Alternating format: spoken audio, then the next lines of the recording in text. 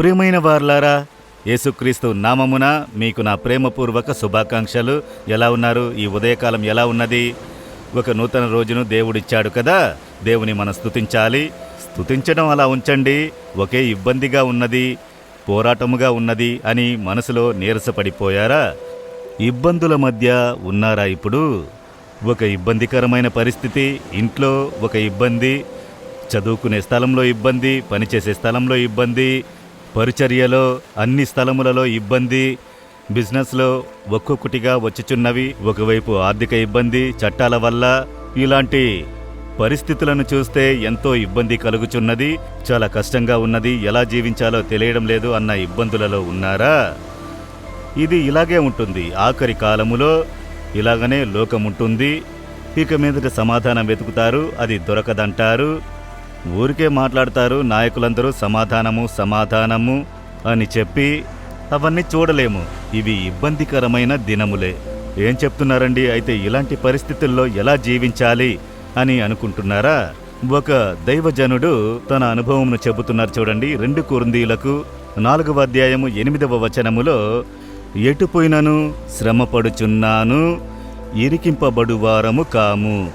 అన్ని ప్రక్కలా మేము ఇరికింపబడుచున్నాము, అయినను కృంగిపోము, ఎప్పటికీ సోలిపోము, ఇబ్బంది పడువారము కాము. ఎప్పుడు ఆనందంతో ఉన్నాము, ఉత్సాహంగా ఉన్నాము, ధైర్యంగా ఉన్నాము. మీకేంటండి చెబుతారు? మీరేదో సేవకని ఊరూరు వెళ్ళి ప్రసంగాలు చేస్తారు, అన్ని దేశాలకు వెళుతున్నారు, అనేక స్థలాలను చూస్తున్నారు, జాలీగా ఉన్నారు అని కదా చెప్పాలనిపిస్తోంది. మీకున్నట్టుగానే 1000 రెట్లు ఇబ్బందులు సేవకులకు ఉన్నవి.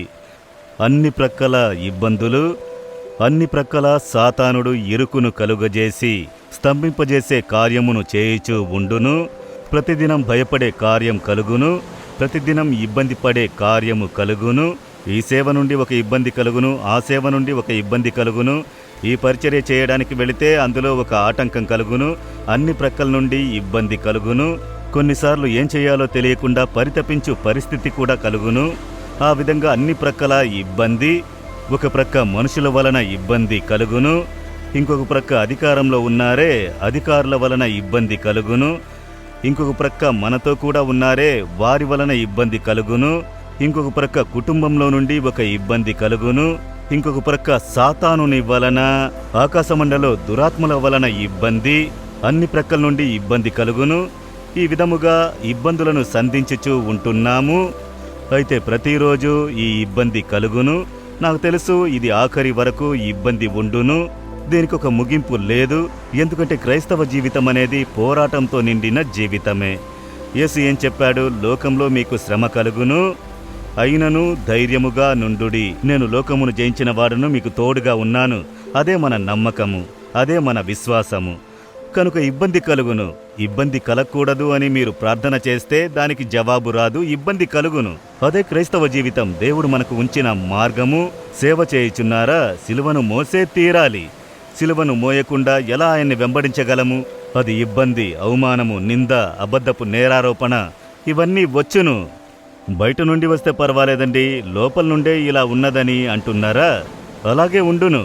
అదే దేవుడు మనకు ఉంచిన జీవిత పద్ధతి. దానికి మధ్య వెళ్ళాలి. అపోస్తలుడైన పౌలు దేవుని కొరకు వైరాగ్యంగా సేవ చేశారు కదా.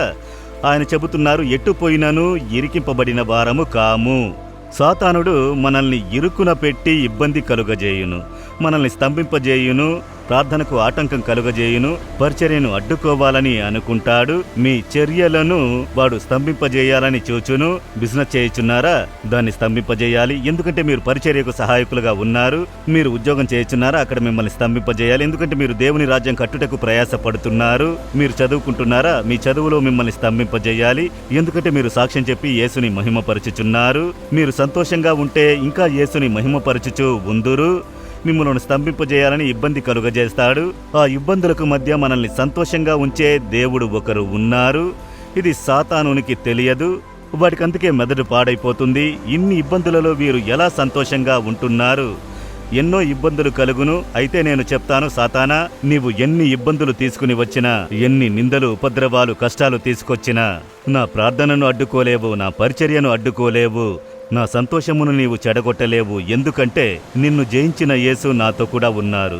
ఏ ఇబ్బందిలోనూ నన్ను ధైర్యపరిచే, బలపరిచే, కాపాడే, నడిపించు యేసు నాకు ఉన్నారు. కనుక నేనెప్పటికీ నశించిపోను, నేను స్తంభించిపోను, నేను తీవ్రముగా ఇంకా ప్రభువుని మహిమపరిచెదను అని చెప్పినప్పుడు సాతానుడు సిగ్గుపడిపోవును, యేసు సంతోషపడును. మనల్ని బలపరుచుచున్నారు కనుక నేను సోలిపోయాను, కృశించిపోయాను, స్తంభించిపోయానని చెప్పకండి.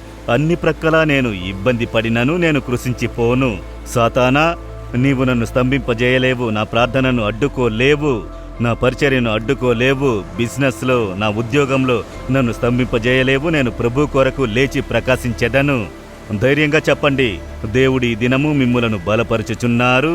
అన్ని ప్రక్కల ఇబ్బందులను కలుగజేసే సాతానుడు సిగ్గుపడిపోవును. ధైర్యంగా చెప్పండి ఇప్పుడు దేవుణ్ణి చూసి, దేవా, నేను అన్ని ప్రక్కల ఇబ్బంది పడినను నశించిపోను. దుష్ట సాతానా, నీవు అన్ని ప్రక్కలా నాకు ఇబ్బంది కలుగజేసినను నేను స్తంభించిపోను, కృషించిపోను. నా యేసు నాతో కూడా ఉన్నారు, నాకు జయమును ఇచ్చుచున్నారు. ఆయనలో నేను ఆనందంగా ఉండేదను. ఇప్పుడే నేను నిన్ను జయించుచున్నాను. ఈ దినము నేను జయమునందుచున్నాను. ఈ దినము నేను అన్ని పోరాటాల్ని జయించి మళ్ళీ లేచి ప్రకాశించుటకు నన్ను సమర్పించుకుంటున్నాను యేసు నామములో. Amen, amen.